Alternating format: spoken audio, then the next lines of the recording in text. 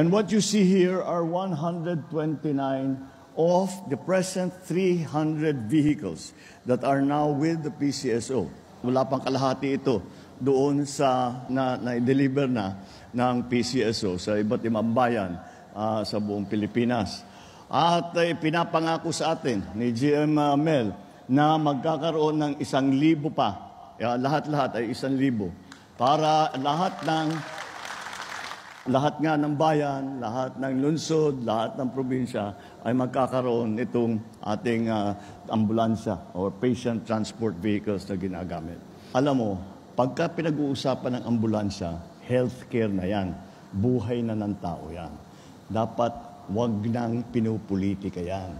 Ang malaking pagbabago rito ay hindi na kayo pupunta sa PCSO o sa akin o sa gobernador ninyo o kung kanino, senador na kaibigan nyo, congressman nyo, pakiusap naman, wala kaming ambulance.